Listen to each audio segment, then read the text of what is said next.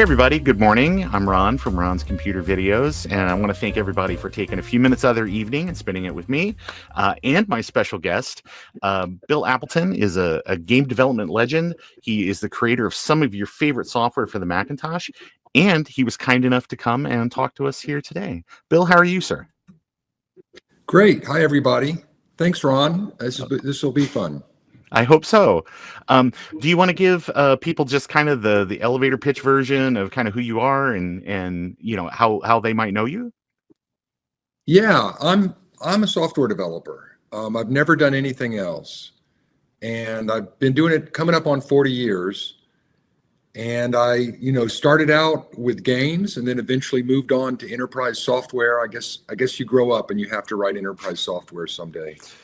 But that's it. I've built maybe 30 titles, something like that. Oh yeah, it's you're underselling it. I'm absolutely the contributions you've made to the vintage Macintosh community and your part in the multi-ready revolution and making it easy for people to develop their own software. It's pretty great, and I especially appreciate it as one of those people that kind of grew up at the right time to use those tools and inspire me. And now I've had a 30 plus year IT kind of career that it owes a lot to kind of those formative experiences. But so when did you get started with computers and programming? Yeah, I think in high school I was doing some punch card work, but that was not helpful. And then the Apple IIe came along, and that was interesting. But it's really when I first saw a Macintosh, everything just changed, and I really got interested in that. I think I was just had started grad school, and the Mac came out, and I ended up dropping out of school and spending every penny I had to buy a 64K Mac, and started trying to learn to write software. And I remember, which I had no idea how to do. And I remember I was at a meetup somewhere, and an Apple guy gave me a floppy disk with their assembler on it.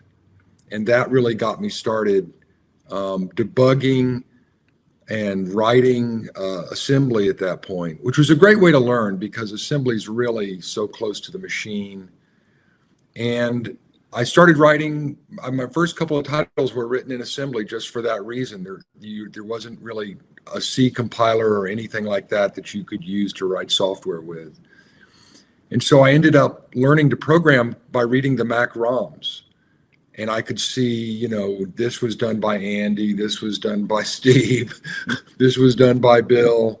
And you could just see the different styles and the different things they'd done. And I remember the first time I started finding bugs and errors in the ROM, I was amazed that I wasn't sure I had found anything. But yeah, that's kind of how I got started writing software. That's a lot of people's kind of thing where it was just like I was so inspired by like the Mac or by the Apple II, and I wanted to be part of that scene, and so I just started ripping things apart to see how they worked. That's where I come from. That's where a lot of people in this hobby seem to have kind of started from. Just that one of those kids that were just like, I'm gonna pop the lid off the toaster and see how this thing works. Yeah, I mean, I think my first thought back then was, I'm going to write the world's most awesome adventure game. Mm-hmm. And then I started thinking about how to do that. And I realized what I really needed was a tool that could write adventure games, because then I could use it or other people could use it, and we could all do it much more quickly.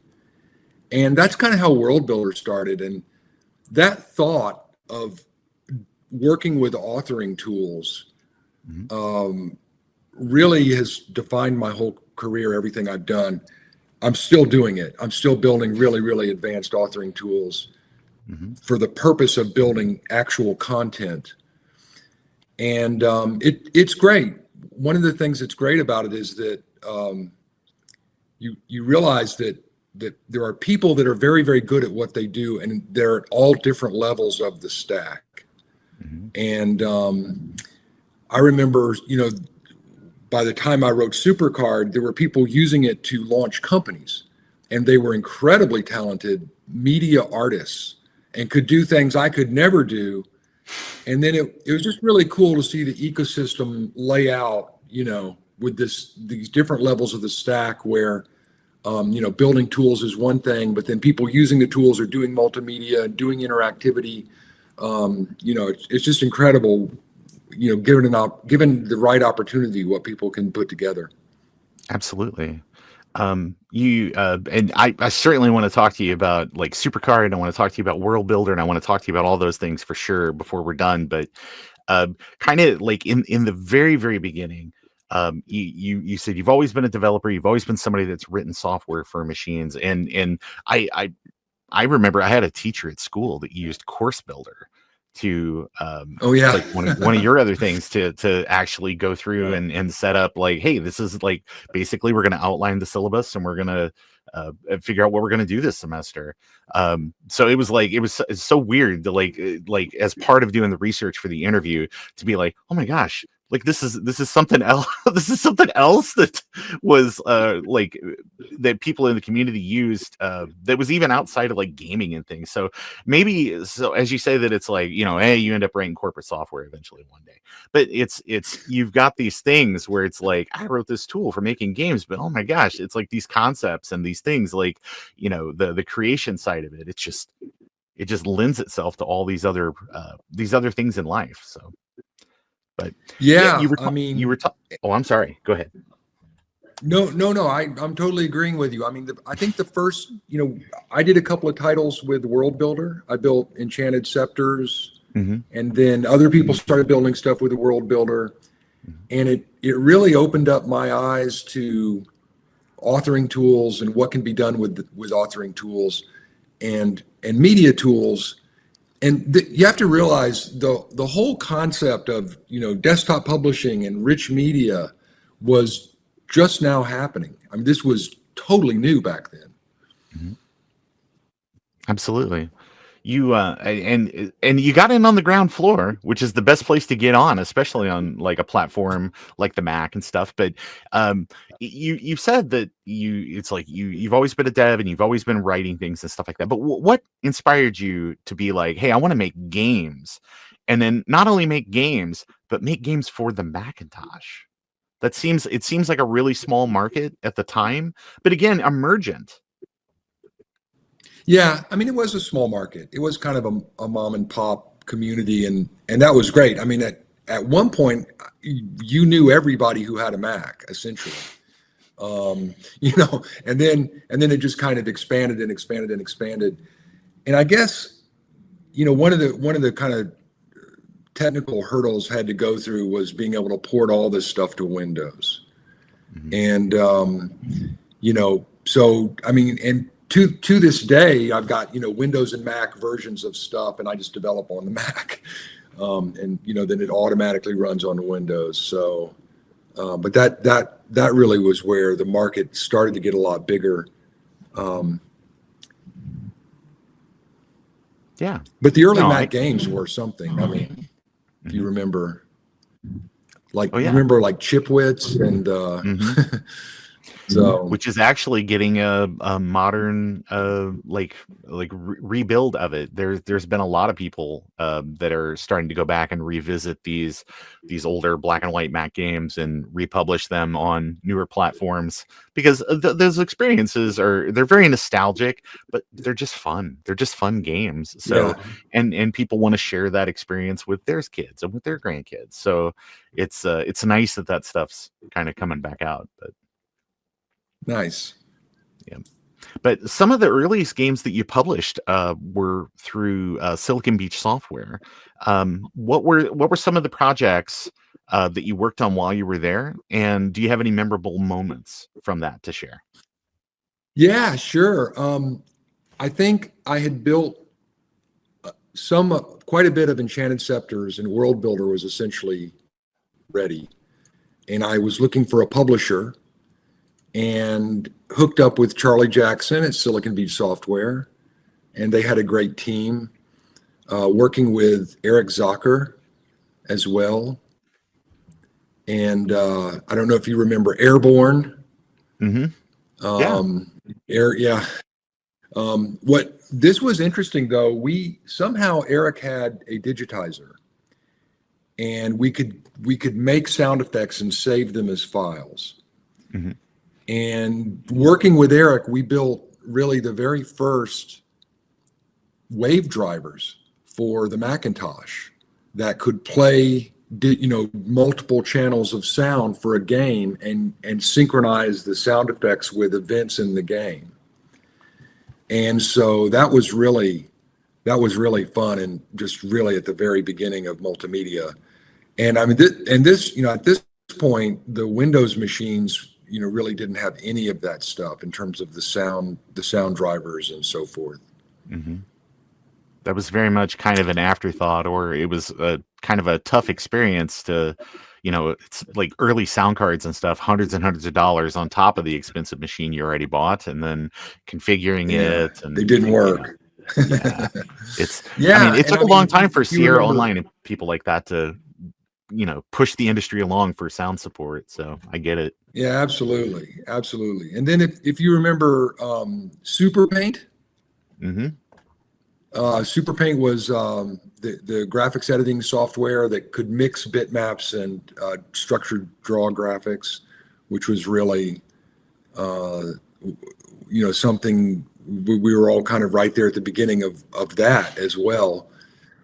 And then it ended, I think, somehow it went from Super Paint to SuperCard, and I ended up getting SuperCard published there after HyperCard. Mm-hmm. And I think HyperCard was really inspired by World Builder in many ways. So it was all kind of going around, coming around. Yeah. Well, it's a lot of people were going to that same creative well, for like how do we, people want to have these experiences, people want to do these things, we need these tools. And just you would go to an event, you go to Mac Hack, you'd go to Macworld or something like that, and just be like, oh, I saw these amazing things at booths. How do we integrate some of these ideas into our product? Or and like you said, like everybody knew everybody in the early days, so it was very easy to just be like, hey, like I got this thing, and look over my shoulder, and what do you think? And yeah, and the other thing that was just breaking right then was color. For the first time, we had 8-bit color, and the horrible color management problems on the very first Mac. And it wasn't really till they got to 24-bit and 16-bit color that things started to work a lot better. But yeah, I remember seeing some of the very first 32-bit color images, and wow, we've just come such a long way, obviously. I remember seeing some of the first video on a computer, and little tiny QuickTime movies at the very beginning. I'm trying to think. Voyager was one of those early multimedia companies, and I used to work retail back in the day, and I sold a lot of Macintosh machines. And one of the easiest ways to do it was I had a copy of A Hard Day's Night, like on CD, and it was like it played back in a postage stamp, but people were so impressed by that they were like, wow, this is like where else can you do this? And it was like, I can kind of do it over here, but then you got to add this, and you got to add that, and you got to do this other thing, and then we got to upgrade that. No, too complicated. I like this little box over here that could just do it all. Yeah, and I think one of the next things to happen was, after HyperCard came out, I was there was kind of some cloak and dagger stuff going on with Apple with regards to HyperCard. I don't know if you want the insight on that, but I'll talk about anything you want to talk about. Well, I mean, they were extremely inspired by World Builder, and I was very shocked to find out about HyperCard when I was working with the team at Apple that was developing it. They never happened to mention that. And when it came out, I was kind of inspired and said, I can do something much better than this. And so, then comes multicolor, mixed structure graphics with scripting behind them was another really new concept that ended up in many ways similar to what happened with the internet and HTML, where you could have structured objects that had scripts behind them. And so this was all of that was happening then. But SuperCard was really one of my favorite applications.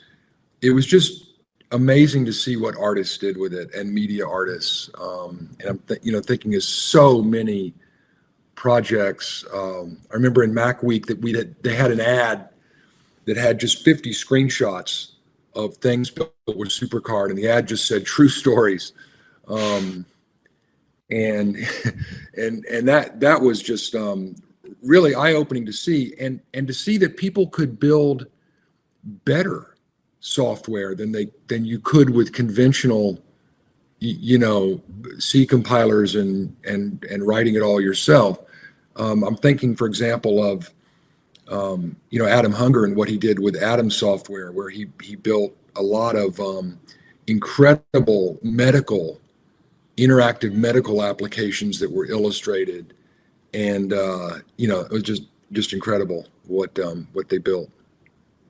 I mean, if you have the right tools, anything is possible. So it's, the scripting and the programming, and people don't talk about that as much, but it's like with SuperCard, kind of building on top of the programming elements of HyperCard to do all this amazing additional things, and then to be able to just compile it into a standalone application that doesn't require like any kind of other support software on the machine.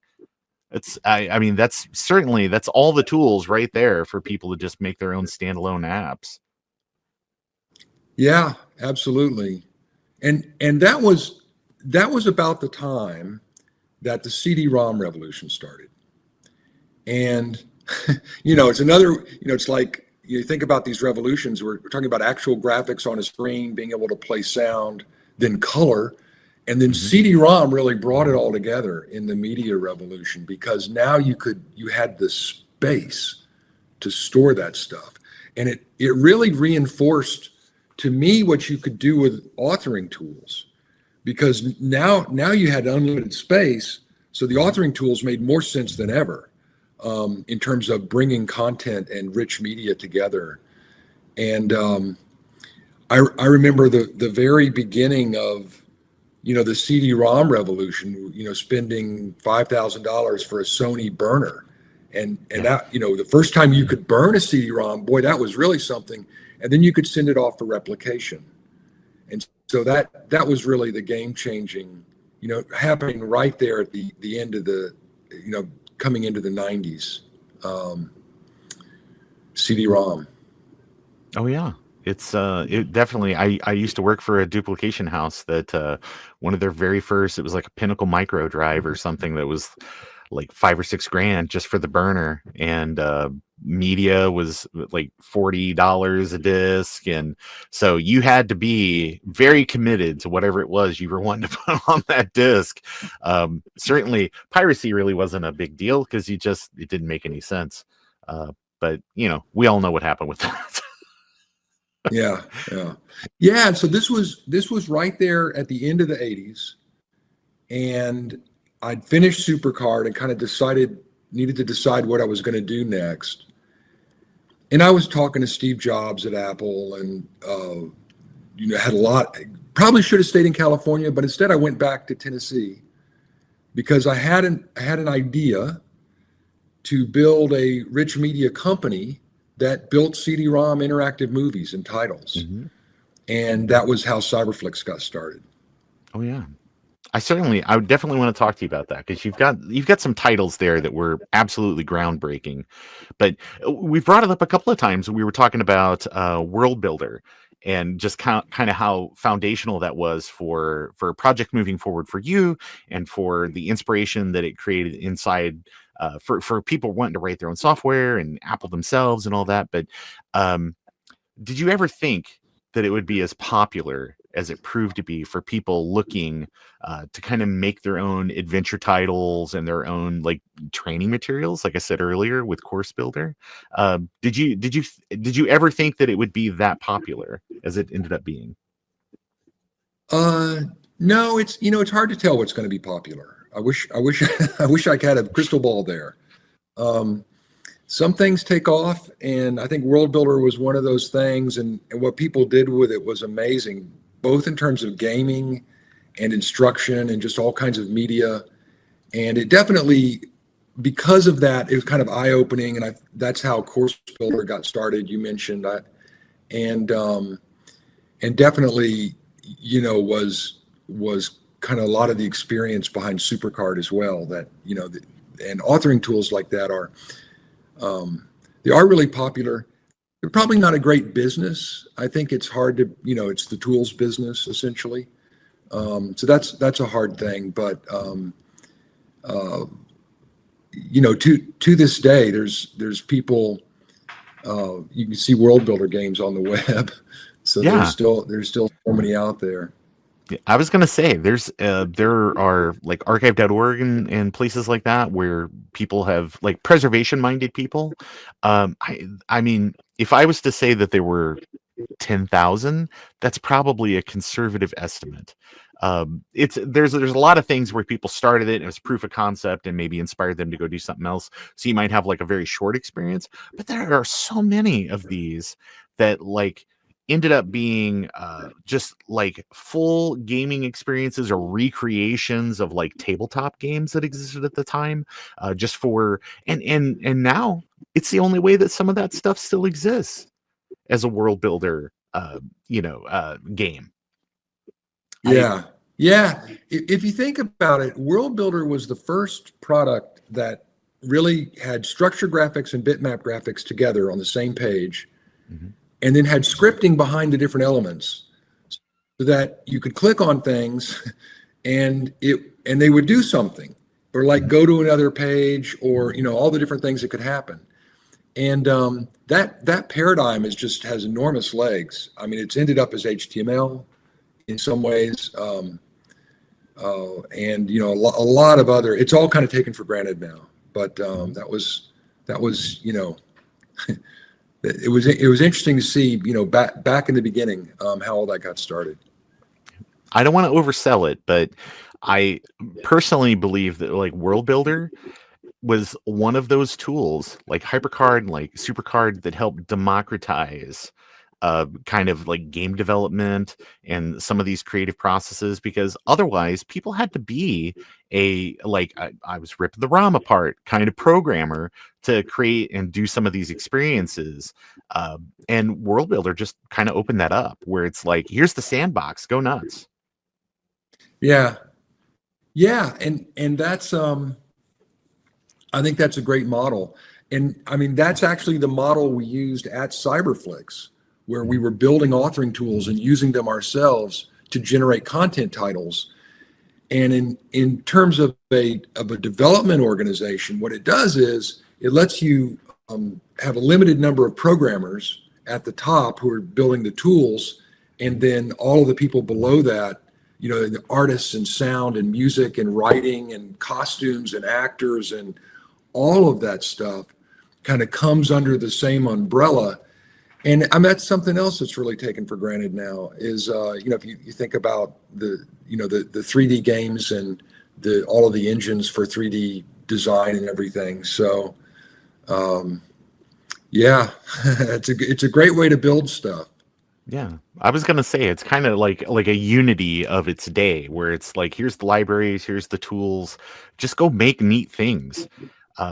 And I mean, I'm like a million other people that like kind of halfway made a little world builder thing where it was like, like a tour of my room, or like, this is how you the walk to school kind of thing, and crazy stuff would happen, and you've got like terrible graphics that you downloaded off AOL stuff inserted into your project, but it still was a lot of fun to kind of do that. And I'm so impressed that like that, kind of how those things started and then where things ended up, especially at like Cyberflix to some of those like grown up kind of experiences and all that. But you talked about like that, kind of in the early days, everybody knew everybody else, and you knew everybody that had a Mac that had one in those days. But did you ever attend an event like Mac Hack or any of like the big Mac World conferences or anything? I mean, kind of in a world before the internet, that common people kind of had access to that. I mean, how crucial were those experiences to like collaborating and getting your ideas out in front of other people for either like for feedback or for just to see who the customer was? Yeah, absolutely. So I would go to the Mac Worlds all the time, and the ones in Boston in the summer and the ones in San Francisco in the winter. And it was so great to see everybody and to go see the new products. I remember the 1985 Mac World in Boston, first time I'd ever seen a laser printer. And that was just eye-opening, that you could do production quality printing, right there on your desktop. It was just amazing. And so we started immediately printing all kinds of business cards and all kinds of stuff, and those were the days. And Silicon Beach would often have a booth there, and I would go kind of be a satellite there at that booth.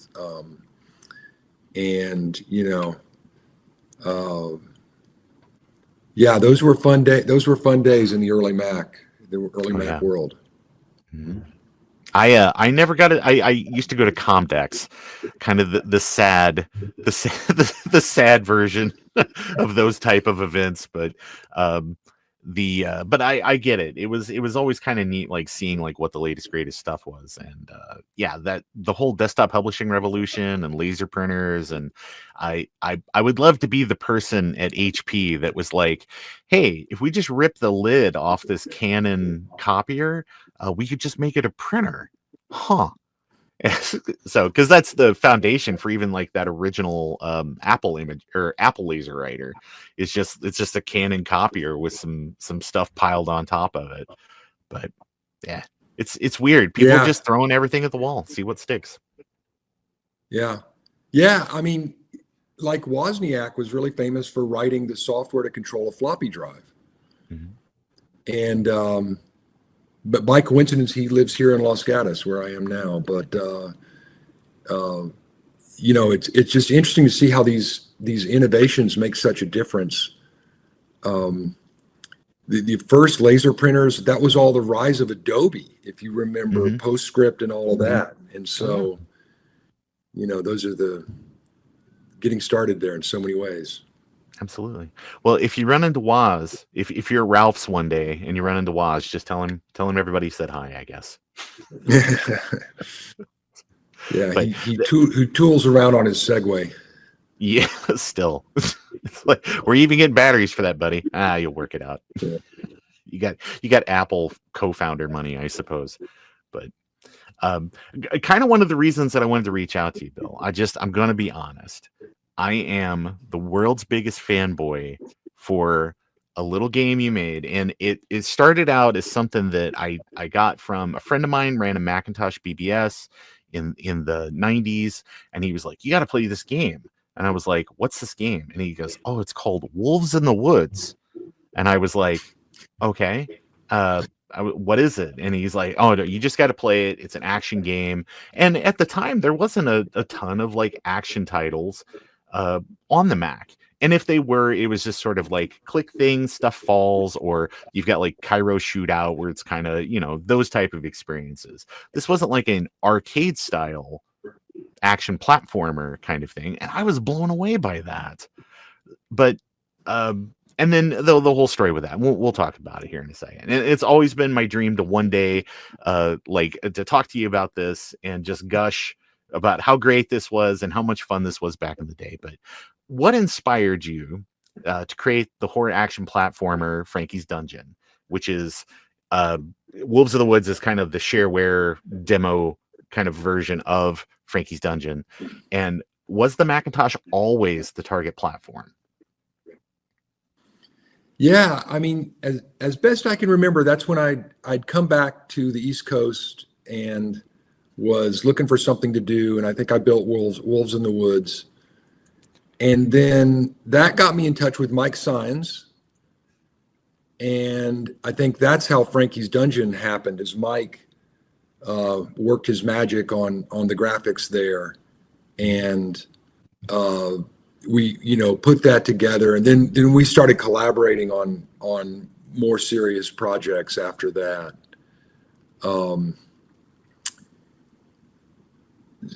those were crazy times with I don't know if you remember Joe Sparks and Mike built the title, really the first CD-ROM game, Spaceship Warlock.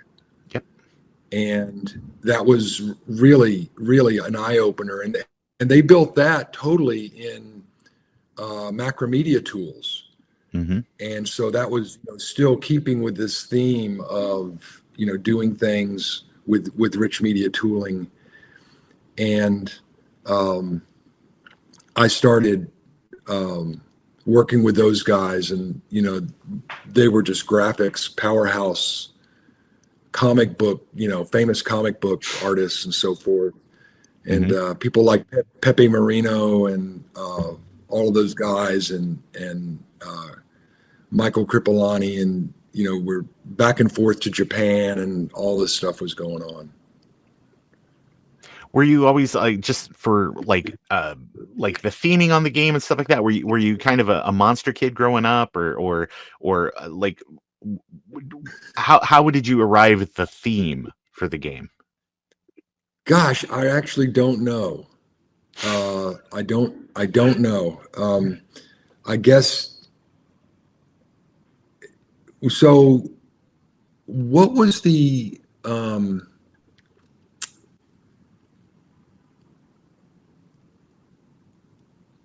There was Airborne at Silicon Beach, but then the next title was Castle.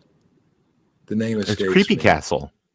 Creepy Castle, yeah. Yeah, because that's Creepy Castle's another another reactor type. Yeah, right. Yeah.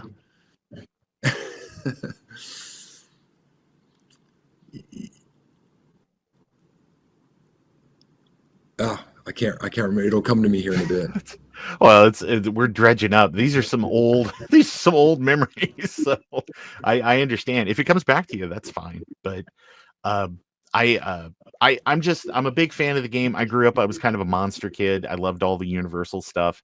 And so, I mean, any kind of game, especially on the Mac, where you didn't have those kind of platformery game experiences, where it's like you've got kind of the Universal classic kind of monsters and things in a action game kind of setting. I mean, people know Prince of Persia and things like that. That's kind of maybe the other like big one that stands out in my mind. Jordan Mechner gets enough praise, but I always loved Wolves of the Woods, kind of that demo. I played the crap out of that. And then eventually, I saw a copy of Frankie's Dungeon, and then and I had a friend who had a copy of Creepy Castle, which is kind of what Frankie's Dungeon, like when it moved over to Reactor and got a little more polish and some changes and stuff. That's kind of where that all went. But that kind of brings me into famously, the game did switch publishing houses. After its release, it underwent a few cosmetic changes. But what really happened to kind of get that change going and move it over to Reactor? Was it just financial, or was it just something just we could leverage more distribution? Or yeah, I think at that point we weren't particularly concerned about it one way or the other. We had new projects on the drawing board that were really exciting. One thing that was going on is that I had ported all of the underlying code for SuperCard to Windows. And so that kind of opened up a big new vista for publishing, and on CD-ROM so now we had the code, we had the CD-ROM, and we had artists who were world class, and we were gonna change the world with CD-ROM. We almost did. We almost did. We published some great stuff. Spaceship Warlock was really eye-opening, and some of the other things that Mike Sines and Joe Sparks and that crowd were doing. We're working with Japanese publishers, back and forth to Japan a lot. This was, for example, the Sony team was working on this little game console called PlayStation, and this was version 1 of PlayStation, and so they were looking for content, and that all was kind of last of the rock star programmers, going meeting with Sega and Nintendo and Sony and all of those companies in Japan. And then I think, for whatever reason, Joe and Mike had a falling out.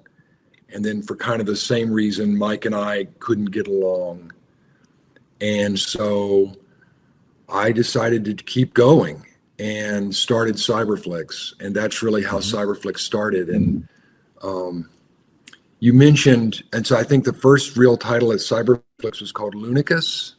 I don't know if you remember Lunicus, but that's when, we built the CD-ROM for Lunicus and sent it off for duplication. And 2 months later, a truck dropped a pallet of Lunicus boxes in my driveway, which was, literally 6 feet by 6 feet by 6 feet, a pallet of them. And the terrifying moment is when you rip one open and you take the CD-ROM and you go shove it in a drive somewhere and pray to God it works, because you paid for the yeah. Yeah, I remember telling my son, you'd go, the box's job is to get itself picked up at the video store and taken to the cash register. And he said, why would you put software in a box? And those were the days. Literally, it was about packaging, it was about marketing, it was about distribution and publishing. And so that's really what Cyberflix was all about. And we built a lot of great titles at Cyberflix, some not so great. But Lunicus did well enough to do another, which did well enough to do another. We started working with Disney. We started working with Paramount Motion Pictures. We started working with Bandai in Japan. And so it was publishing business. We were either publishing stuff for them or publishing stuff for our own distribution channel. And and I think, the kind of the pinnacle of that whole thing was Titanic Adventure Out of Time, which just, the timing was really good for that. Oh, yeah. So it was. I'd certainly, I want to talk to you about that too. You said you got a pallet of games in your driveway with all the retail stuff. I know a lot of developers keep copies, like a sample copy of like their boxed products and things like that. Is that something that you've done over the years? Yeah, I've got a bookshelf full, but as soon as the internet hit, they kind of eventually stopped shipping media titles. I mean, if you think about it, when a company makes a feature film, it's fire and forget media. It better be good by the time it hits the theaters, or you're just in trouble. Yeah. But now software products don't work that way. They're continually updated and they're continually fixing things and adding things, and they're kind of by subscription. Right. So all of that's really changed. But back in the CD-ROM publishing days, it was totally, fire and forget media. These were like feature films, but they were interactive, and we were trying to come up with great ideas for them. So, that's how it all got started. Yeah. That's pretty great. It's someday you should absolutely take a picture of your a wall of accomplishment of all those titles, because and I will tell you from a somebody that's on the preservation side and the conservation side of the hobby, that there are a lot of those early titles that did have a retail release. There's no artwork, there's no nothing, even a picture of the box or something, because like you said, it's fire and forget. People would get that game, they'd get it home, they put the thing in, they didn't think so much about the cardboard. Well, now it's like 50s toys, it's like toys from the 40s, it's like the box is worth more than the toy. Yeah. Well, I mean, history started in 1996 with the internet, right? And Right. if it happened before 1996, then, it's questionable. It's like when I used to ask my parents, you watch old TV, it's like, was life in black and white back then, or was there some color? Because I mean, it seems like there's a point where the people on Gilligan's Island did end up in color, but I just kids, right? But let's talk about Cyberflix. Basically, because that is kind of where some of your biggest maybe most commercially successful titles were published. I know that that they were very, very instrumental in kind of driving that multimedia revolution, and a lot of those games are very, very memorable. And you name dropped the big one, which is Titanic Adventure Out of Time, and that still stands out as one of the best interactive historical fiction titles of the 90s. So what are your thoughts on the game's legacy, and do you feel that it helped set the stage for that very not well known James Cameron movie? He was trying to get something in the theater with Leonardo DiCaprio. I don't know if anybody watched it. Yeah. Yeah. That was interesting because the guy who wrote Titanic was a fellow named Andrew Nelson, who did a great job with the plot and script of it all.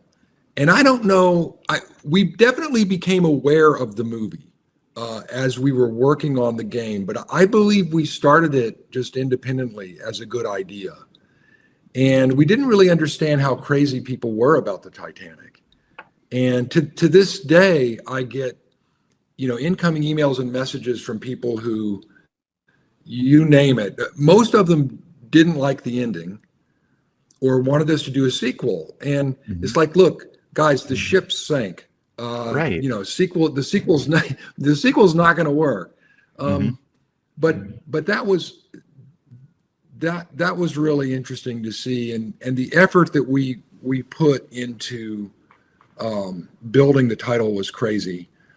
So Cyberflix was this annex building in Knoxville, Tennessee, with brick walls and hardwood floors and 20-foot ceilings and 2 floors, and loaded with Silicon Graphics workstations and all of these artists and creative people. We were doing 3D face scanning of actors who were then doing performances and voice performances, if you remember all the puppets in Titanic. And so it was just a crazy environment to put all of that together. And it was so well received that we sold millions and millions of copies of Titanic.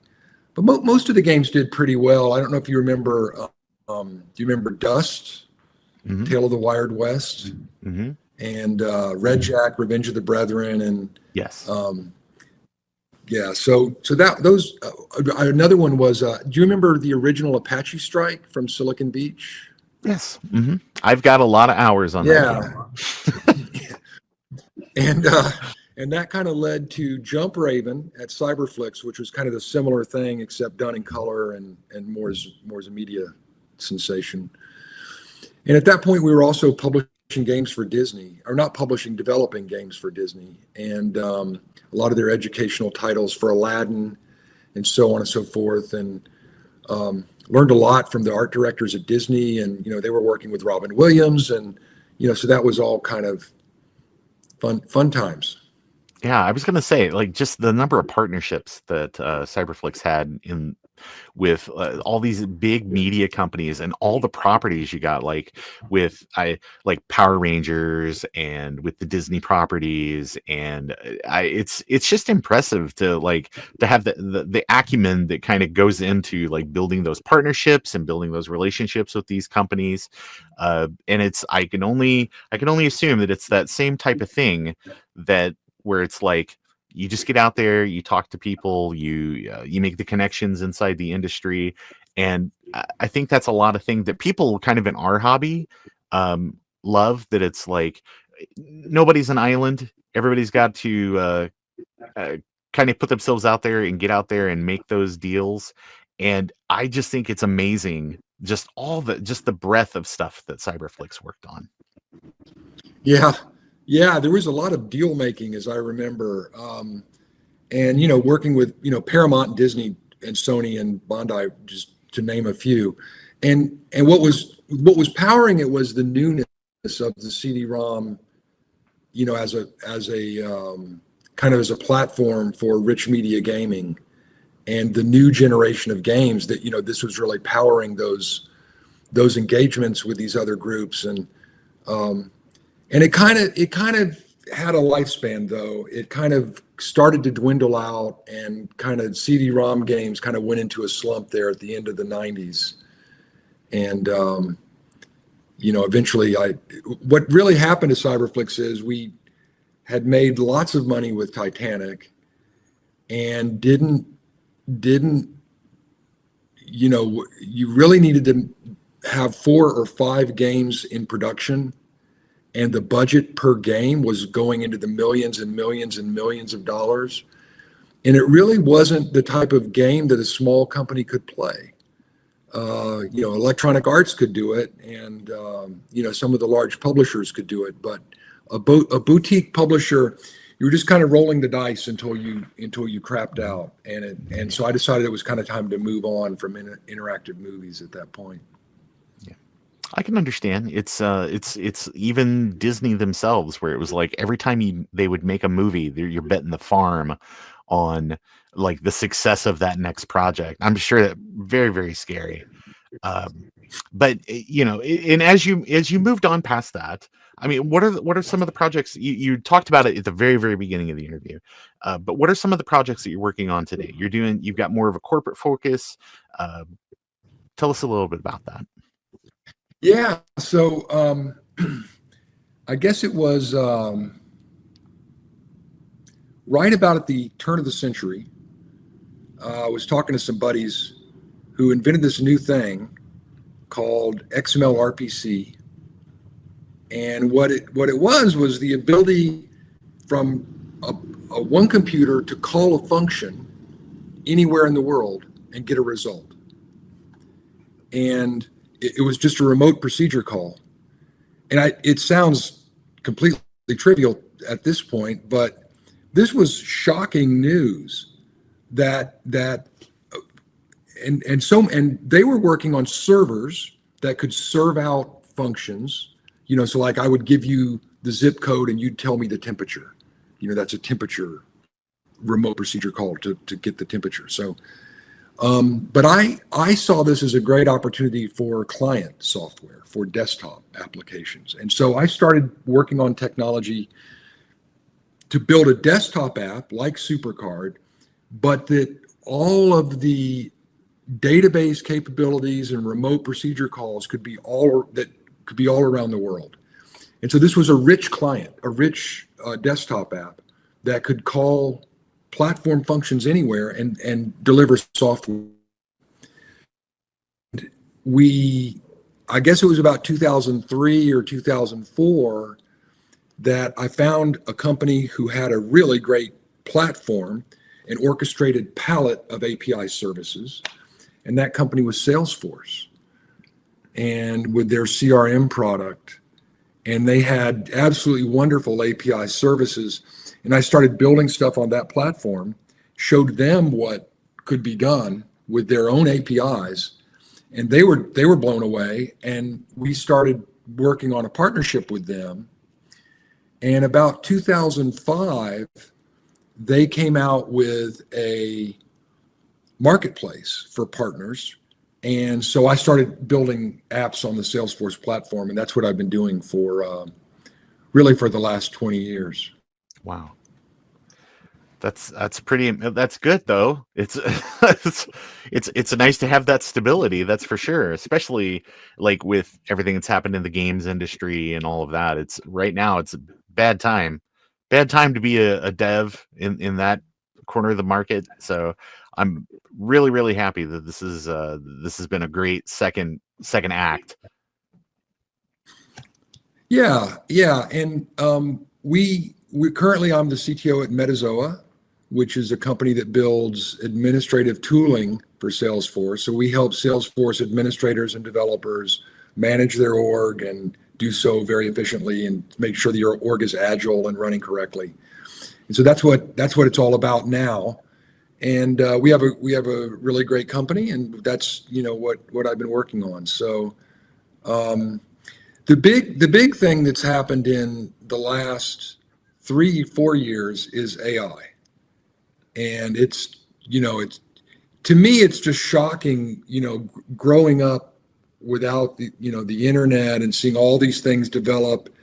And really, now AI is kind of, the span of my own lifetime, being a software designer and developer has just totally changed.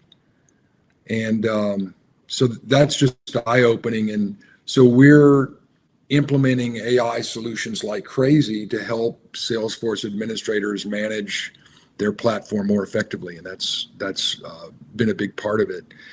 The AI thing, though, has just been shocking. I think it's going to be bigger than the internet. I think it's going to be bigger than rich media. It's going to be bigger than the floppy drive. It's going to be real. It's going to be really big, and I think I've been working around it and with it for many years, but I think 3 years ago I saw my son working on a school history paper and telling the engine how to write his paper, and at the end of it he said, "Oh yeah, and make it look like it's written by a middle schooler." And I thought this is really going to be huge. Yeah. For some reason that opened my eyes to it more than anything. Yeah, it's just the arms race now for academic honesty on Charlotte's Web book reports. Oh, gosh, Yeah. I don't envy teachers these days. But yeah, I can't even imagine what the full ramifications of this are going to be. But anyway, I hope we can definitely get to a point where it's like that AI is doing the drudge work, so that way that people can explore creativity and have time, and this whole thing of like productivity, that we can maybe balance that between people's personal growth and people's creative growth, and move on in that direction, and leave all the sand, all the silicone to think about all the big numbers and things like that. We'll check on you. We'll trust but verify. But I'd much rather be over here painting on the beach somewhere with some different sand. Thank you. Yeah, we'll see. I think we're at the stage right now where we're expecting too much and too little from AI. And it's just a question of harnessing it in useful ways. And that's going to take some time.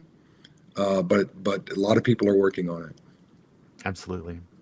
Bill, I want to thank you so much for, I know you've got some other appointments today. I don't want to take up too much more of your time, but I really do want to thank you for meeting with me and our audience here, and just kind of sharing a little bit about kind of the early days of development on the Macintosh, and kind of like through the multimedia revolution, and kind of what you've been up to these days. Because there are so many people that are luminaries in this hobby. There's so many people that are the people that made these foundational experiences for people, and I think these type of conversations need to be to archived, that so that people in the future can look back and be like, wow, it's kind of like it was such an inspirational and such an exciting time to be in the hobby, and to make all these amazing things. But Bill, where can folks find you online? Sure, I'm at metazoa.com, and online I'm on LinkedIn is a good place to hook up. So yeah, drop me a line. I'd love to hear from you. Absolutely. Bill, thank you so much for your time today. I really do appreciate it. And thank you, Ron. I had a good time, and I appreciate what you're doing. Absolutely. Thank you, sir. All right. Bye-bye. Bye.